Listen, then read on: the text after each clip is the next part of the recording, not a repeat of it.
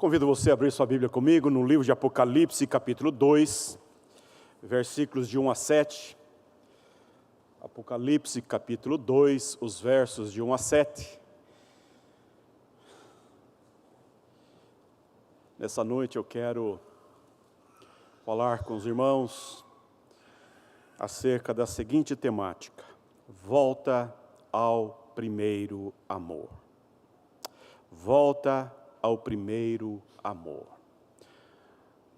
Diz-nos a palavra de Deus: ao anjo da igreja em Éfeso escreve: estas coisas diz aquele que conserva na mão direita as 7 estrelas e que anda no meio dos 7 candeeiros de ouro. Conheço as tuas obras, tanto o teu labor como a tua perseverança, e que não podes suportar homens maus, e que puseste à prova os que a si mesmos se declararam apóstolos e não são, e os achastes mentirosos.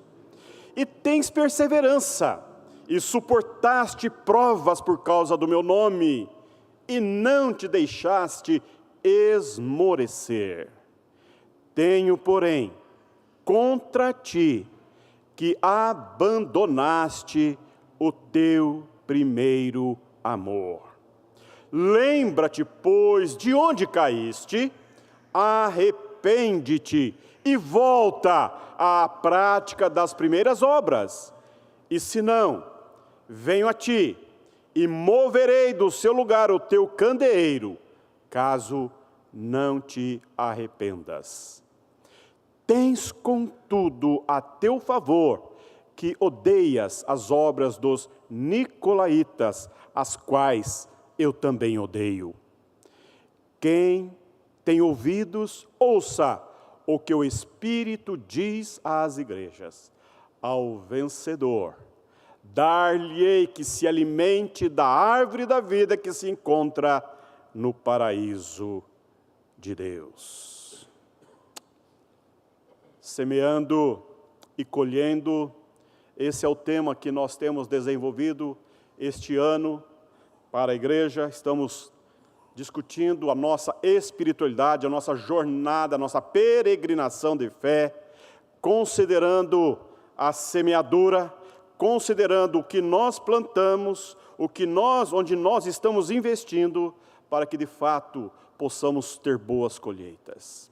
Lembrando que nós estamos celebrando este ano 99 anos, o ano que vem vamos celebrar o nosso jubileu, 100 anos, e estamos nos preparando para tal. Estamos avançando com a liderança, o conselho tem feito planejamentos, estamos olhando para o próximo ano com grande alegria, com grande júbilo, para celebrarmos 100 anos de história nessa região da cidade. Portanto, é um momento muito rico, muito abençoador, de muita alegria e celebração. Os nossos corais estão se preparando. Estamos aqui hoje iniciando o trabalho com o Lincoln. Que bom tê-lo conosco, Lincoln. Deus abençoe esse trabalho conosco, nesse início de trabalho. Que Deus te abençoe muito. Estamos preparando os corais, estamos preparando uma boa celebração, muita festa. E eu quero convidar você a pensar comigo o que Jesus está propondo a você e a mim nessa noite. Pensando que a nossa jornada é uma longa maratona, que a vida cristã nos chama para andar olhando firmemente para o autor e consumador da nossa fé. Eu quero nessa noite convidar você a pensar sobre as primeiras coisas, as primeiras manifestações de Deus na tua história, na tua família. E quem sabe seja um desafio a você e a mim. Eu falo para você e falo para mim porque os meus ouvidos estão mais próximos da minha boca. É tempo de voltar ao primeiro amor. De acordo com a mensagem de Jesus na carta à igreja de Éfeso, a perda do primeiro amor não é apenas uma questão de relaxarmos no trabalho do Senhor, pois o Senhor lhes disse: conheço as tuas obras, tanto o teu labor como a tua perseverança. A palavra grega traduzida como labor é choros, que significa intenso trabalho unido a aborrecimento e fadiga. Esse labor, seguido de perseverança por parte dos efésios, não nos permite concluirmos que eles tenham demonstrado alguma improdutividade na causa, no serviço do Mestre.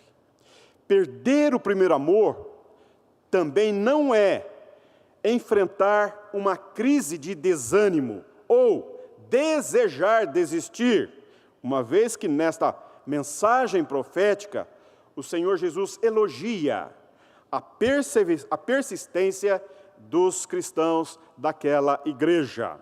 Veja o versículo 3. E tens perseverança, e suportaste provas por causa do meu nome, e não te deixaste esmorecer. Os versos de 4 a 5. Tenho, porém, contra ti, que abandonaste o teu primeiro amor. Lembra-te, pois, de onde caíste, arrepende-te e volta à prática das primeiras obras, e se não, venho a ti e moverei do seu lugar o teu candeeiro, caso não te arrependas. Meu irmão, minha irmã, a perda do primeiro amor é uma queda, é chamado de pecado, e necessita de arrependimento. Há muitos crentes que continuam se dedicando ao Senhor, se dedicando ao trabalho do Senhor, mas perderam a paixão, perderam aquele ânimo, perderam aquele entusiasmo, perderam aquele fogo. Fazem o que fazem por hábito, por rotina, por medo, por galardão, por qualquer outros motivos, os quais, acompanhado daquele primeiro amor intenso, faria muito sentido, mas sozinho, absolutamente não. Definitivamente não. E Jesus está aqui olhando para essa igreja, passeando no meio da igreja, e Ele faz grandes elogios ao ministério da igreja, ao labor da igreja, mas o coração, a chama está apagada, o coração não está aquecido, o amor não está ardente. A queixa que o Senhor faz é o fato de que esses crentes haviam abandonado o primeiro amor. A palavra grega, aphiemi, traduzida como abandonar, neste texto, tem um significado bem abrangente. Eu quero falar rapidamente para você. Tem a ver com enviar para outro lugar, mandar ir embora ou partir, de um marido que divorcia da esposa, enviar, deixar, expelir, deixar ir, abandonar, não interferir, negligenciar, deixar ir, deixar de lado uma dívida, desistir, não guardar mais, partir, deixar alguém a fim de ir para outro lugar, desertar sem razão, partir deixando algo para trás. Veja que essas expressões todas refletem, não é uma perda que possa ser denominado como sendo meramente acidental, mas um ato voluntário, de abandono, de descaso no coração. Há um divórcio com o que se pratica, com o que se está sentindo. O Senhor Jesus não está exortando a igreja por não o amarem mais, não é isso. Não se trata de ausência completa de amor, pois ainda havia amor, mas o amor deles havia perdido o seu fulgor, a sua intensidade, e não era mais o amor que ele esperava encontrar no coração dos crentes daquela igreja, nos crentes de Éfeso. E aí então, talvez caiba-nos uma pergunta: por que perdemos o primeiro amor? Eu quero dizer para você nesta noite que o primeiro amor é como um fogo. Se colocamos lenha, ele fica mais inflamado. Mas se jogarmos água, ele se apaga. Falhamos flagrosamente por não alimentarmos o fogo e por permitirmos que outras coisas o apaguem. Muitas coisas contribuem para que o nosso amor pelo Senhor perca a sua intensidade. Há 3 fatores que eu gostaria nessa noite de colocar para os irmãos e irmãs para que nós possamos compreender. Se quisermos nos prevenir e evitar essa perda, ou se quisermos uma restauração, depois que perdermos este amor, precisaremos entender estes aspectos e a maneira como eles nos afetam. 3 razões pelas quais perdemos o primeiro amor. Em primeiro lugar, o crescimento do mal. Em segundo lugar, a falta de cuidado. E em terceiro lugar, as distrações do mundo. 3 razões. E eu quero falar primeiro sobre o crescimento do mal. Veja o que Jesus vai dizer no seu sermão profético em Mateus 24, o versículo 12. Mateus 24, o versículo 12. Ele vai dizer: e por se multiplicar a iniquidade, o amor se esfriará de quase todos. Esta é uma palavra dura. É uma advertência do Senhor Jesus. É uma tolerância com o pecado. É uma tolerância com o erro. É uma tolerância com o mal feito. É tolerância com a injustiça, com a violência, com a maldade, com a perversidade. Fazemos piadas de mau gosto e está tudo bem. A violência contra a vida na nossa cultura é um absurdo. Esta vilidade para com a existência humana, o modo como a cultura lida com a existência humana, com a vida humana, é uma vilidade. O aborto, a promiscuidade, a deturpação da sexualidade, o modo como a sociedade lida com aquilo que Deus abomina. O amor se esfria. Isto vai penetrando sorrateiramente na mente dos nossos filhos. A cultura faz um trabalho muito bom nisto. Os meios de comunicação são bons em infiltrar, em soprar, em colocar na mente dos nossos filhos aquilo que o diabo quer com todos os seus esforços desconstruir na nossa mente, no coração da igreja. Numa linguagem palatável, o pecado parece que não é tão horrível assim. E aquele apego ao Senhor e as coisas concernentes ao Senhor vão ficando relegadas. Veja, meus irmãos, que Jesus está falando que por se multiplicar a iniquidade, Ele não está falando do pecado da igreja, Ele está falando do pecado do mundo. Vivemos numa cultura sem Deus, quer tirar Deus da história. O autor de Hebreus nos diz em Hebreus 12, 1 e 2, veja que coisa linda.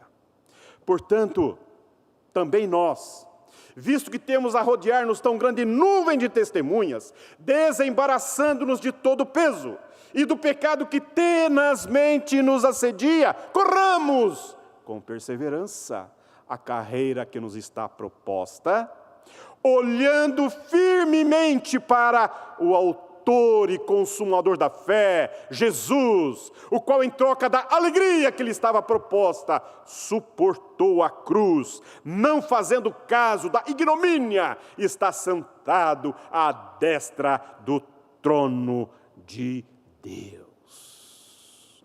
Eu quero dizer para você que nós temos um estilo de vida.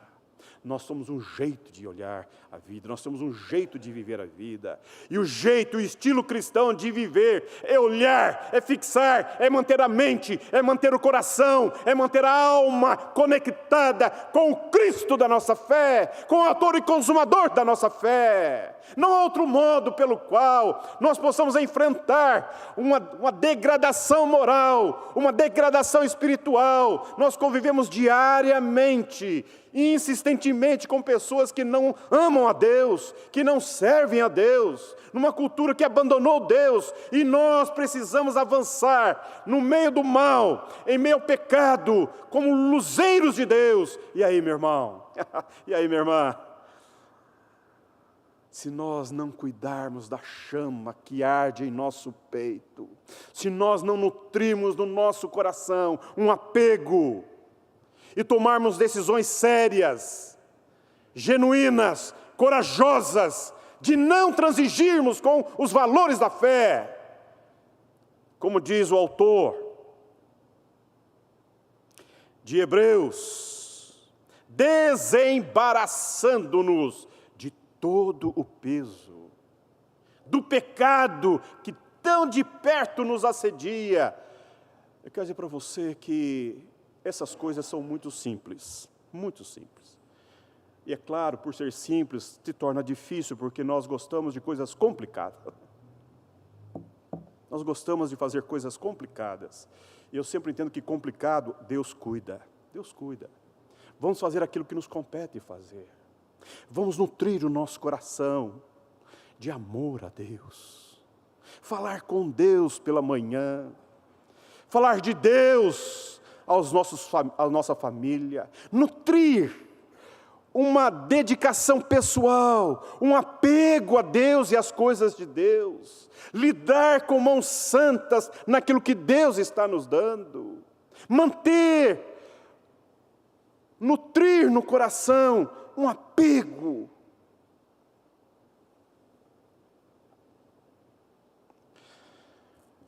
O exemplo de Ló,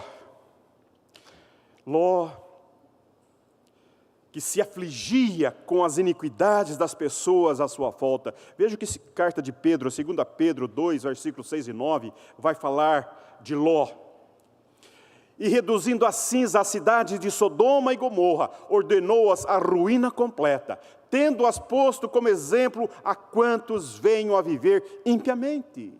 E livrou o justo Ló, afligido pelo procedimento libertino daqueles insubordinados. Porque este justo, pelo que via e ouvia, quando habitava entre eles, atormentava a sua alma justa cada dia, por causa das obras iníquas daqueles. Veja que o apóstolo Pedro está lembrando de Ló, na cidade mais impenitentes, e esse homem afligia a sua alma diante de Deus em ver o mal crescente aos olhos vistos. Saía à porta, o mal estava ali, e ele afligia a sua alma, porque ele não queria pecar, ele não queria transigir com os valores caros que ele propunha para com Deus na sua vida, na sua história. Eu quero dizer para você, meu irmão, que o pecado, ele assedia diuturnamente a nossa fragilidade, a nossa inconsistência. Por isso que Jesus vai dizer aos seus discípulos: vigiai e orai, a carne é fraca, vigiai e orai, para não cairdes em tentação. Em segundo lugar, se em primeiro lugar é o crescimento do mal, em segundo lugar, é a falta de cuidado. A falta de cuidado. E aí, eu quero falar primeiramente sobre falta de cuidado, sobre a falta de profundidade na vida cristã. A falta de um enraizamento, a falta de uma entrada profunda, de entrar no oceano do Espírito e viver nas profundezas de Deus. O fator que contribui para o esfriamento do nosso amor pelo Senhor é a nossa falta de profundidade na vida cristã, uma vida superficial. Na parábola do semeador, Jesus falou sobre a semente que caiu em solo pedregoso.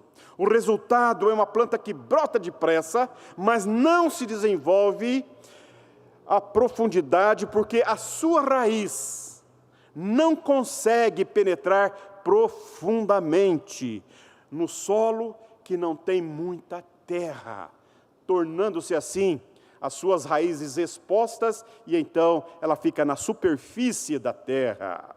E ela então cresce superficialmente, ou seja, ela não penetra, ela fica na superfície.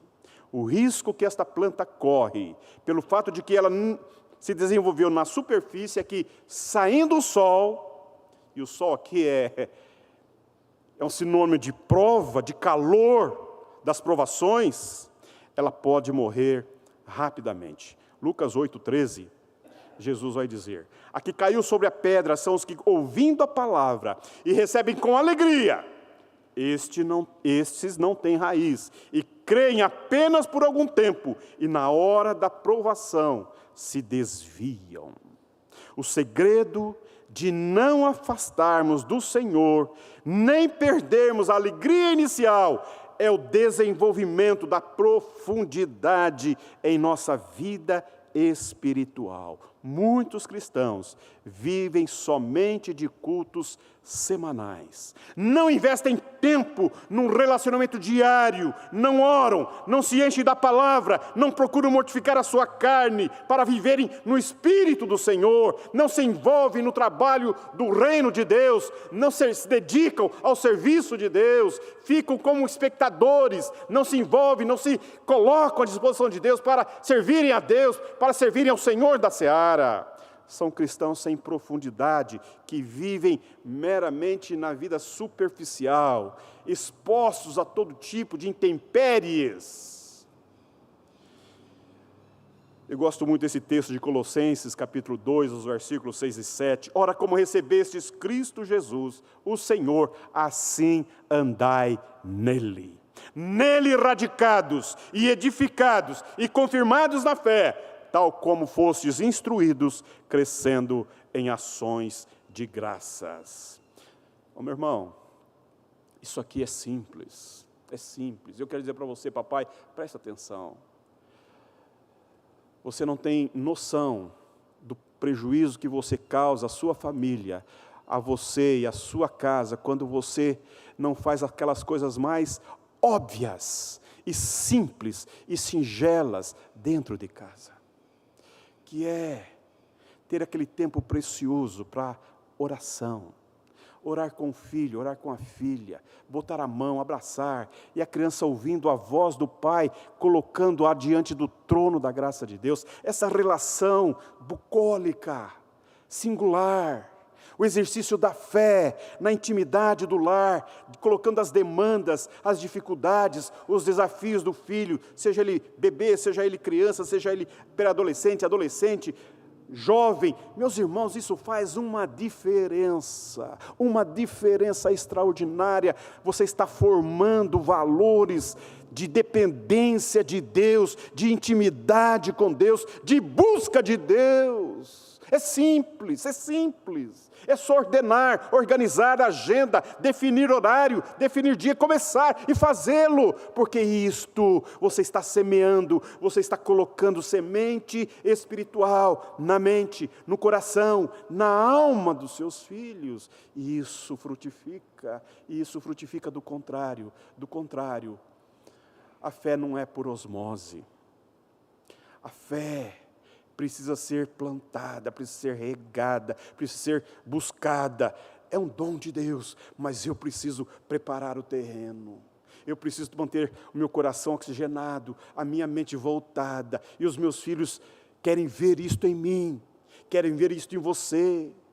Uma vida profunda com Deus, uma vida que enfrenta os obstáculos, as intempéries, os invernos, os desertos, numa segurança, numa estabilidade emocional, numa estabilidade espiritual, que é como uma árvore plantada no deserto, que ainda não seja enorme, mas ela é robusta, ela floresce, ela serve de sombra, de abrigo, ela é um referencial da presença de Deus. Simples assim. Nós precisamos construir uma vida de construção diária pela palavra de Deus, no Cristo da nossa fé. Se Nós estamos falando de falta de cuidado, e a falta de profundidade na vida cristã é um problema. Em segundo lugar, a falta de tratamento em áreas frágeis da nossa vida também revela uma inconsistência. Outro fator que contribui para o esfriamento do nosso amor pelo Senhor é a falta de tratamento em algumas áreas da nossa vida. Já vimos na da parábola do semeador que um dos exemplos de como o potencial de frutificação da palavra de Deus pode ser abortado na vida de alguém é a falta de raiz, de profundidade. Mas há outro exemplo que o Senhor Jesus nos deu nesta parábola, da semente que caiu entre os espinhos. Veja Lucas 8:7. Outra caiu no meio dos espinhos, e estes, ao crescerem com ela, a sufocaram. Os espinhos não pareciam ser tão comprometedores, porque eram pequenos. E justamente por serem pequenos, não pareciam danosos, não pareciam perigosos, e por isso não foram extirpados, não foram arrancados. Depois eles cresceram, e ao crescerem, sufocaram a semente da palavra, abortando assim o propósito divino de frutificação. Veja a aplicação de Jesus em Lucas 8,14. A que caiu entre espinhos são os que ouviram, e no decorrer dos dias foram sufocados com os cuidados, riqueza e deleites da vida. Os seus frutos não chegam a amadurecer. Quer dizer para você, se você não oxigenar o seu coração, ele conspira contra você. Se você não eleger pensamentos na sua mente, a sua mente sabota você. Quando você acolhe sentimentos malévolos, malignos, perversos, quando você aninha no teu peito sentimentos, emoções que prejudicam, que lhe trazem prejuízo, você está elucubrando, você está trazendo um prejuízo descomunal à sua fé. E esses espinhos, eles, quando lançados, eles crescem. E eles crescem na mente, eles se agigantam no coração e trazem um deserto na alma. Quantos crentes não desfrutam de uma vida sossegada, tranquila, vigorosa, consistente, de amor, de apego a Deus, porque estão tão comprometidos nas suas áreas, na sua mente, no seu coração. A sua agenda, ela é tão comprometida com circunstâncias maléficas, malévolas, o pensamento está tão descentrado, está longe das coisas de Deus, está envolvido com tantas coisas do mundo, com tantas dificuldades do mundo, que não conseguem elucubrar, elaborar e trazer riqueza do poder da palavra de Deus dentro de si. Quer dizer para você que as áreas que não são tratadas em nossas vidas, talvez não pareçam tão nocivas hoje, mas serão justamente as áreas que poderão nos sufocar na fé e no amor ao Senhor posteriormente. Deixa-me dar um exemplo do que eu estou tentando me comunicar a você. O medo. O medo. O medo é um sensor importante na nossa vida, porque o medo, ele nos livra de nós mesmos, ele nos livra quando nós vamos avançar e percebemos os riscos, os perigos, ele nos protege. Mas o medo também paralisa, o medo também atrofia, o medo também nos coloca na maca, o medo nos traz incredulidade, o medo, essa covardia, essa dificuldade que é fruto de uma incredulidade. Não vou para a igreja porque está muito quente, está muito frio, está chovendo, e eu não posso pegar gripe, eu não posso me expor, eu não posso expor as pessoas da igreja, eu não posso.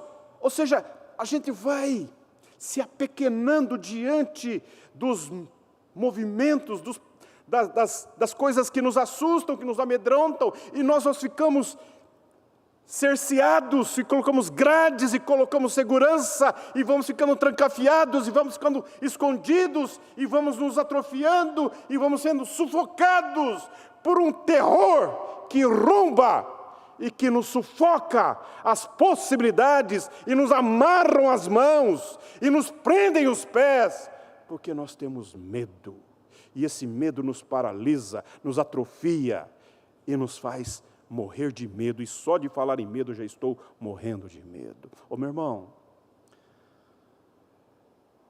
Paulo vai dizer a Timóteo, porque não temos o espírito de covardia, mas de poder, de poder. Eu não sei como você está aqui nessa noite, eu não sei qual é a relação pessoal que você está nutrindo no seu peito, no seu coração, mas às vezes, quando você pensa em lidar com um pecado, e esse pecado já está domesticado há tantos anos, e esse vício faz parte da sua história há quantos anos, e esse vício, esse apego, esse desejo de praticá-lo, está tão encrustado na tua mente, no teu coração, faz parte da tua história, e você no passado talvez já tentou fazer várias vezes um movimento contrário, mas sofreu e não avançou. Nessa noite eu quero dizer para você, meu irmão, cuidado, cuidado, cuidado. Se você não tomar uma decisão corajosa, uma decisão de fé, e romper na alma, romper no peito, romper na mente o seu apego a essas questões que ficam aí te atrofiando. Eu quero dizer para você que você está perdendo o melhor da sua relação com Deus, que é uma vida livre, uma vida liberta, uma vida tranquila, uma vida segura, em que você tem leveza na alma. Ô meu irmão, ô minha irmã, não se permita ficar mediocrizando a sua história pessoal, a sua vida pessoal, por falta de coragem de enfrentar essas coisas que estão aí como gigantes no teu peito, que estão aí como fantasmas te tirando o sono à noite. Pare, tenha coragem, enfrente, pela fé. Eu gosto muito de pensar no que Deus fez na vida do jovem Davi, e me perdoe, isso não é ufanismo não, isso é uma história que está no texto sagrado. Um menino que estava fazendo música para Deus, que lá cuidando das cabritas do pai, esse menino estava fazendo culto para Deus, nutriu no seu peito, nutriu no seu coração, uma relação de pessoalidade, de amor, de apego, e o Espírito Santo de Deus foi forjando esse menino por dentro, nas suas vísceras, e ele foi produzindo poesia, música para Deus. Um simples garoto, um simples menino, um menino que era o último da família. O pai jamais imaginava o que Deus está fazendo no coração desse menino. Mas Deus é Deus que muda e move as circunstâncias na vida daqueles que o buscam, na vida daqueles que se colocam à disposição dEle. Por isso que Jesus está dizendo àquela igreja: vocês perderam o brilho, perderam o vício, perderam a leveza, perderam o poder do amor, perderam o apego a mim, não a minhas coisas, mas a mim mesmo. Vocês não me buscam mais como buscavam anteriormente, já não fazem as coisas com amor, com ardor, com apego a mim, como faziam anteriormente, porque não vão tratando as áreas da vida, vai ficando sufocado. É um processo, meus irmãos, que envolve repetidas negligências da nossa parte, quando nós não cuidamos dessas áreas nevrálgicas da nossa vida. E são estas mesmas inocentes negligências que nos vencerão depois. Vocês conhecem a história de Sansão? Sansão, um homem dedicado a Deus, um homem que foi separado para Deus, foi dedicado para Deus, mas esse homem não soube lidar com seu apetite sexual, esse homem não foi capaz de domar esta coisa horrorosa que o tomava, essa pulsão pelo sexo, e esse homem cometeu graves erros, flagrosas derrotas, porque ele não honrou, ele não cuidou, ele foi descuidado, ele foi desatento, ele foi relapso nas coisas que Deus estava fazendo na sua vida. E em terceiro lugar, primeiro é o crescimento do mal. Em segundo, é a falta de cuidado. E em terceiro lugar, as distrações do mundo. Diferentemente do cristão que está travando uma luta contra o pecado, o cristão que costuma ser enredado pelas distrações é, via de regra, alguém que não tem cedido ao pecado, mas perde o alvo ao distrair-se com coisas que talvez sejam até mesmo lícitas, mas não convenientes, e roubam-lhe o foco, tiram-lhe a atenção, distraem. A Bíblia diz que quando Moisés foi ao Egito com uma mensagem de libertação, foi em nome de Deus, o faraó aumentou o trabalho do povo para que eles se esquecessem da ideia de adoração a Deus. Vocês conhecem essa história. Este quadro, no meu entendimento, é uma ilustração da estratégia que Satanás tenta aplicar hoje na vida dos cristãos. É a mesma estratégia. É distrair com outras coisas para que não façamos aquilo que nós temos compromisso de fazer com Deus. Aliás, a tipologia bíblica diz que Faraó é a figura do diabo, o nosso antigo tirano e opressor, de quem Deus já nos libertou. Hoje em dia, há muitas pessoas que se envolvem tanto em seus trabalhos e negócios que não têm tempo sequer de se lembrarem de buscar a Deus. Já na antiga aliança, Deus reservou um dia da semana para Ele. O dia do Senhor, o primeiro dia da semana é o dia de descanso, é o sabá, o tempo de descanso, o tempo dedicado a Deus, onde as pessoas são chamadas a cessar as suas atividades de labor, de fadiga, de exaustão, de canseira, para então descansarem-se em Deus, para dedicarem-se a Deus, às coisas de Deus, para adorarem a Deus, para celebrarem Deus, para fazer festa com Deus. Ô, meu irmão, isso não é novo para você. Infelizmente, isso tem sido um fator de distração e esfriamento para muitos cristãos sinceros, que não cederam às pressões do mundo ou do pecado. Eu quero dizer para você que as coisas começam muito vagarosa e lentamente, e vão carcomendo os nossos valores, carcomendo a nossa volição, o nosso apego, as nossas afeições a Deus. Você sabe que a denúncia de Jesus tem a ver com afeições. E falar em afeições, eu quero dizer para você que eu tenho uma mulher muito exigente, muito exigente. Essa semana mesmo ela está me lembrando que dia 8 agora nós fazemos 36 anos de casamento. Se eu esqueço, eu estou lascado. Estou lascado. Vou dar um beijo, se não é um beijo com gosto de beijo, não vem com essa conversa mole, não. Está certo. Deus é exigente. Deus nos quer total e plenamente para Ele. Deus não negocia a sua vida, o seu apego a Ele. Ele a quer, Ele o quer total e plenamente. Você é dEle, você é para a glória dEle, você é para a honra e glória de Deus. Ô meu irmão, presta atenção. Não podemos nos distrair, nem com as bênçãos que Deus nos dá, nem com aquilo que é bênção de Deus. Nós não podemos brincar com essa relação de pessoalidade com o Deus eterno, com o Deus santo, com Deus que tem ciúmes de nós, com Deus que reclama você e a mim para Ele, para a glória dEle.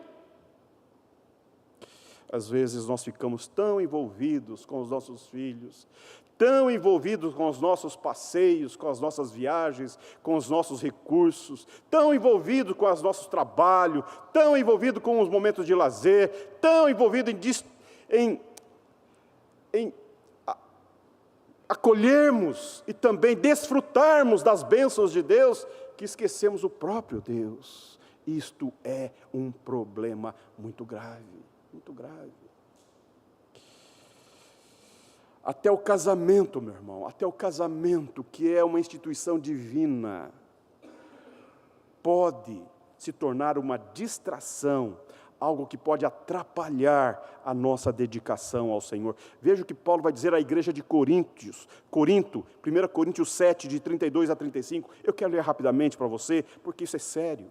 O que realmente eu quero é que estejais livres de preocupações. Quem não é casado, cuida das coisas do Senhor, de como agradar ao Senhor. Mas o que se casou, cuida das coisas do mundo, de como agradar a esposa, e assim está dividido. Também a mulher, tanto a viúva como a virgem, cuida das coisas do Senhor, para ser santa, assim no corpo como no espírito. A que se casou, porém, se preocupa com as coisas do mundo, de como agradar ao marido. Digo isto em favor de vossos próprios interesses. Não que eu pretenda enredar-vos, mas somente para o que é decoroso e vos facilite o consagrar-vos desimpedidamente ao Senhor.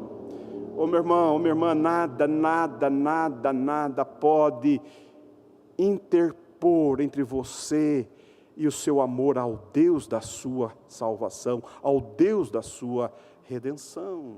Até mesmo o nosso próprio serviço prestado ao Senhor pode se tornar uma distração. Os irmãos de Éfeso perderam o seu primeiro amor, ainda que não tivessem parado de trabalhar para Deus, mas eles estavam equidistantes do coração para com Deus. E aí, eu me lembro das irmãs Marta e Maria, uma mulher muito atarefada, preocupada em acolher bem o seu hóspede, uma mulher muito envolvida com o melhor que ela podia fazer para Jesus, era oferecer-lhe a melhor estadia possível. A outra, preguiçosa, ficou aos pés do Mestre, aos pés do Cristo.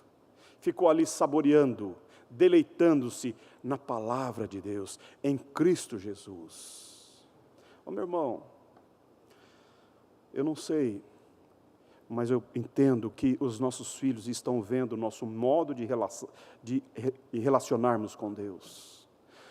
Deus está olhando para esta igreja, Deus está olhando para você e para mim nesta noite, e Deus está fazendo uma advertência severa a mim e a você. Eu estou falando para você, mas de novo, eu estou falando para mim, porque não são as coisas que nós fazemos para Deus que o agrada, mas o quanto Ele tem de nós, o quanto Ele tem do nosso coração, o quanto nós estamos envolvidos com Ele, nele, o quanto nossa vida é para a glória dEle.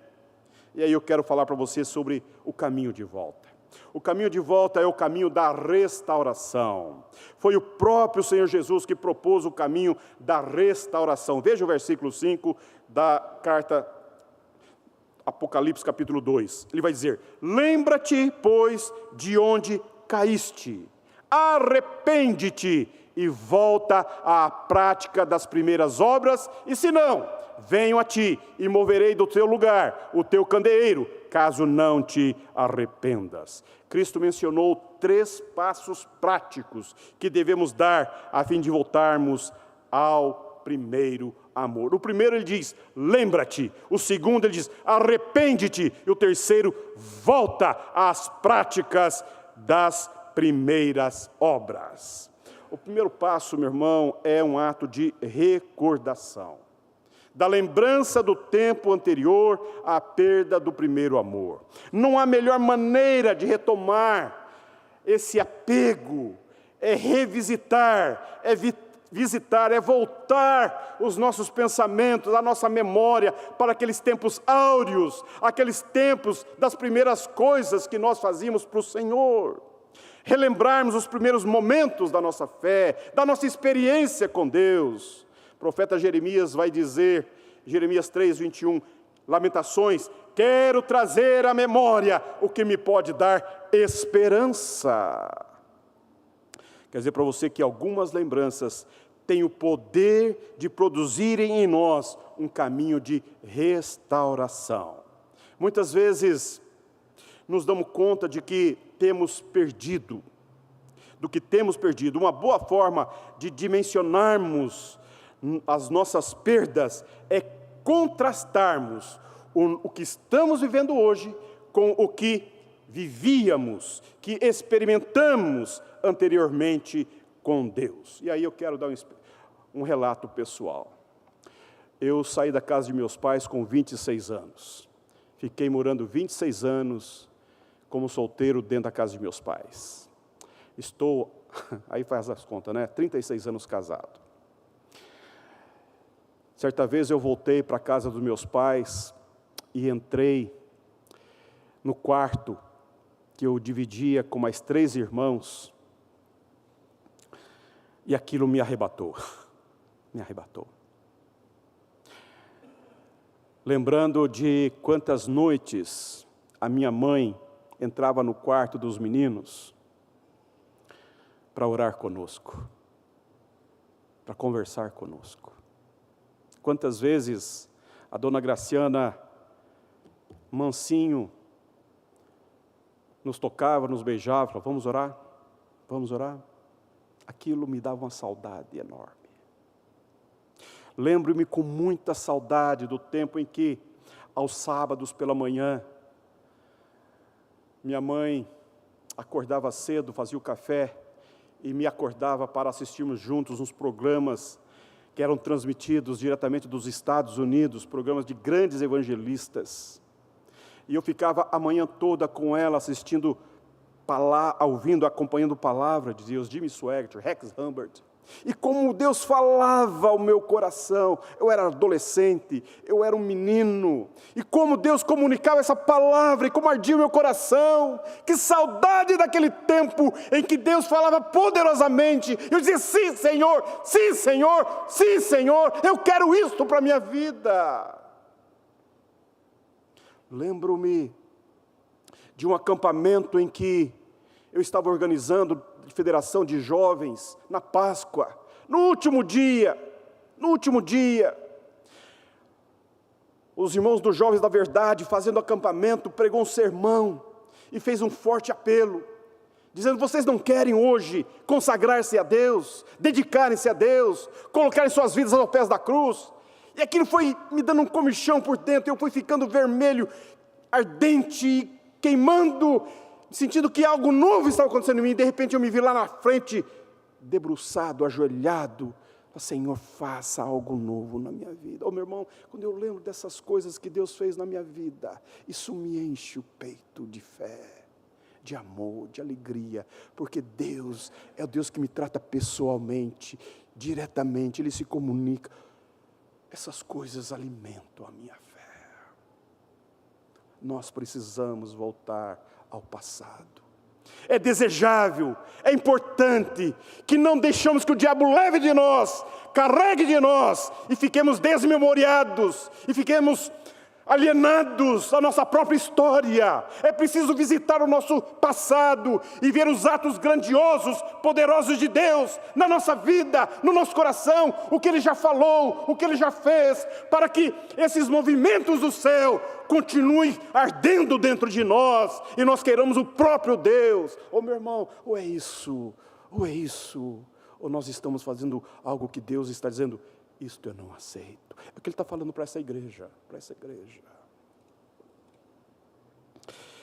Esta é exatamente a segunda atitude que Jesus pediu aos irmãos de Éfeso.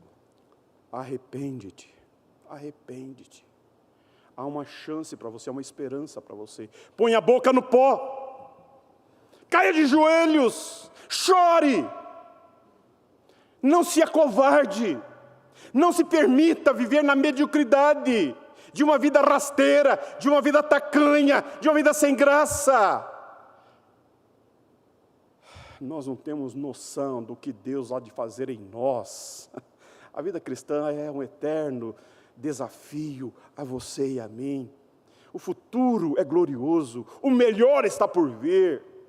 Às vezes nós nos permitimos ficar embaraçados, com aquela cara de maracujá de gaveta, porque as circunstâncias não são favoráveis, porque o mercado de trabalho é inóspito, porque a doença chegou dentro de casa, porque os problemas se avolumam e nós vamos ficando meio desorientados, desgovernados. Para! Aquieta-te.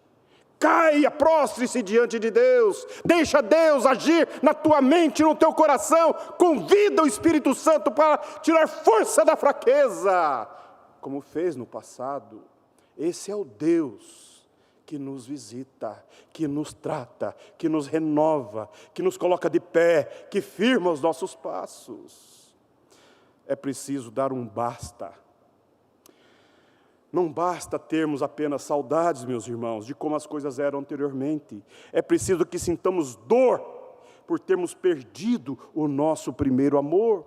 Precisamos lamentar, chorar e clamar pelo perdão de Deus. É imperativo reconhecer que a perda do primeiro amor é mais do que um desânimo ou uma crise espiritual. É um pecado de falta de amor, de desinteresse com Deus. Tiago definiu como nos posicionarmos em arrependimento diante do Senhor. Deve haver choro, lamento e humilhação. Veja o que Tiago vai dizer, Tiago 4, de 8 a 10. Chegai-vos a Deus, e Ele se chegará a vós outros. Purificai as mãos, pecadores, e vós que sois de ânimo dobre, limpai o coração, afligi-vos. Lamentai e chorai, converta-se o vosso riso em pranto e a vossa alegria em tristeza. Humilhai-vos na presença do Senhor e Ele vos exaltará. O fato de nos humilharmos perante o Senhor é o caminho para a restauração diante dEle. Se reconhecermos que abandonamos o nosso primeiro amor, teremos que separar rapidamente um tempo para orarmos e chorarmos em arrependimento diante do Senhor e para buscarmos uma renovação espiritual. Eu quero dizer para você que há uma ordem de Deus na palavra de Efésios: enchei-vos, transbordai-vos do Espírito. Transbordai-vos, seja pleno, total, seja envolvido pelo Espírito Santo. Isso não tem a ver com forças emocionais, mas tem a ver com poder, para ficarmos calados, para ficarmos silentes, para falarmos, para proclamarmos, para darmos bom testemunho. É o Espírito Santo de Deus que nos dá coragem, que nos dá disposição, que nos dá ânimo, força e vigor. Essas coisas não vêm de nós. Eu sei que recordar e chorar pelo passado também não é a cura em si mesmo, mas é um passo em direção à cura. É um estágio de preparação, por assim dizer. Por isso o conselho proposto pelo Senhor na carta a Éfeso ainda tem um terceiro passo bastante prático, que é voltar à prática das primeiras obras. Veja que ele está dando três indicações. Portanto, temos que fazer aquilo que abandonamos lá atrás. Essas primeiras obras a que Cristo se refere não são o primeiro amor em si, mas estão atreladas a Ele. É uma forma de expressarmos e alimentarmos o nosso primeiro amor. Eu tenho alguns livros na minha biblioteca aqui na igreja que eu leio com muita frequência. Alguns livros que me acompanham desde a minha conversão. E eu leio novamente vários livros, porque esses livros foi palavra de Deus que veio a mim em tempos muito específicos. Um deles, por exemplo, é O Caminho da Santidade. O outro, Floresça onde Deus te colocou. Há tantos outros, porque são livros devocionais que eu estava numa sede, numa fome de Deus, e quando eu li esses livros eu encontrava a resposta para os meus dramas, para as minhas lutas. E hoje, quando eu leio essas palavras, eu quase sei de cor alguns textos, me trazem à memória os atos de Deus na minha própria história, e eu estou escrevendo as minhas orações, já há alguns anos, e quando eu revisito as minhas orações lá do passado, eu falo: Deus, o Senhor é tremendo. E eu então mantenho essas práticas, porque eu sei que o meu Redentor vive, e Ele me conhece, e Ele já fez algo extraordinário e continuará a fazer. É preciso, meu irmão, é preciso retomar aquelas práticas anteriores, aquela devoção, aquele tempo que você cantava para Deus, que você orava para Deus, que você se dedicava ao Senhor, que você fazia as coisas com alegria, com prazer, com leveza. Aquelas práticas espirituais, aqueles movimentos que você espontaneamente se dedicava, fazia para Deus. Você sabe do que eu estou dizendo. É preciso retomá-las, porque isso dá sentido, isso firma, isso reaviva, isso provoca experiências que você já vivenciou com o poder de Deus na tua vida. Nós não somos pessoas desconexas da história. Nós hoje vamos participar da mesa do Senhor, porque um dia Jesus, antes de ser pendurado na cruz, Ele chamou seus discípulos e disse: isto é o meu corpo que é dado por vós. Ele instituiu o que hoje nós vamos celebrar. E o que isso te comunica? Comunica a mim que o meu Deus instituiu isso para que eu me lembre, do preço que Ele pagou pela minha vida. Isto me lembra, me remete ao passado glorioso, que Ele venceu na cruz do Calvário, todas as minhas debilidades, todas as minhas fragilidades, todas as suas inconsistências, tudo foi pago e foi superado, a morte foi vencida, porque Ele ressuscitou. Oh, meu irmão, a fé cristã, ela está incrustada na história. Eu não posso viver divorciado da história. O próprio Deus entrou na história, entrou na sua história. Olhe para o passado, revisite a sua experiência com Deus. Eu quero concluir a minha fala, porque já falei mais do que devia. Eu quero convidar você a continuar semeando, para que você tenha boa colheita. Semeando no seu coração as boas práticas da espiritualidade, mantendo o seu coração ardente, queimando, como uma brasa que está na centralidade do fogo. Você não está à parte, não está fumegante, você não está à margem do fogo, mas você está dentro do fogo, está sendo consumido pelo fogo de Deus, e então você vive para a glória de Deus. Que Deus te abençoe, que Deus nos abençoe.